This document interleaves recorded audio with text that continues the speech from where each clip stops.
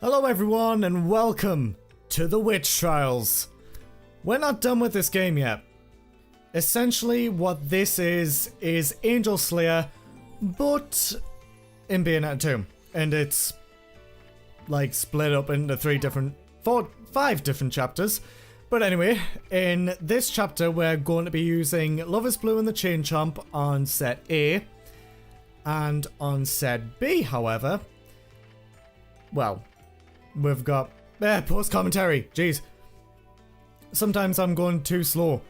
But we're going to be using the Alruna on set B with the Princess Peach costume. Let's do it. Bayonetta now has the Peach costume, which was also in the last game. And just like in the last game, the Wicked Weaves are Bowser's fists and feet. And here's a Chain Chomp. It sets off little bombs, and if you actually stay idle for too long, the Chain Chomp will eventually fall asleep. But now, let's go and beat some angels to the shit. That didn't go out so well. Anyway, this chapter is easy. It's literally on the easiest difficulty because of how fast we're beating these guys. Look at this action. Boom.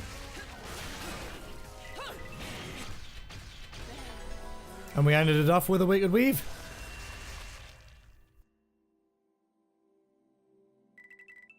Dreadful.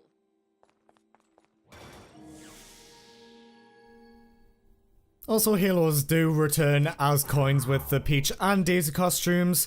I'm not going to be covering the Daisy costume because it's essentially the same as the Peach costume, albeit with different coin sound effects and a Luigi charm, but that's about it.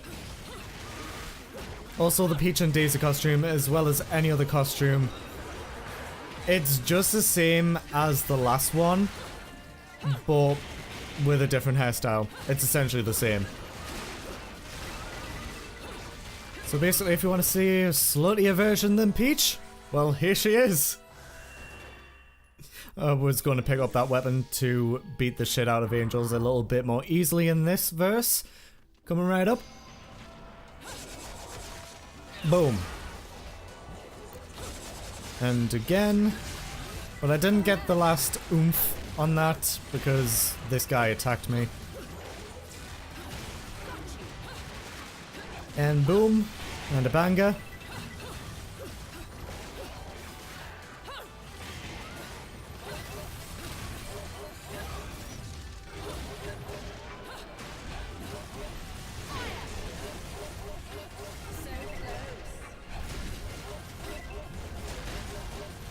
Something else I should mention about the Chain Chomp.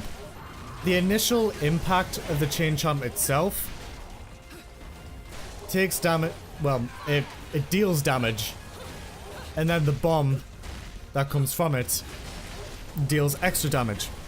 Also, what you saw was the Umbran Climax with the Chain Chomp. Basically, the Chain Chomp itself grows in size, and so does the bombs, which means it does extra damage.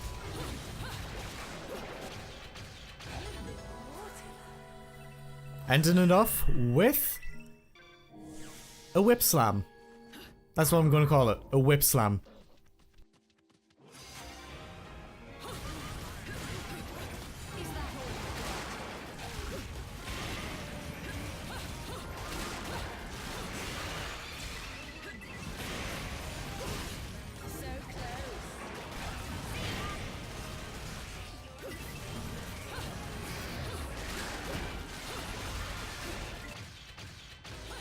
That's another verse down, and only 2 more to go in this here witch trial.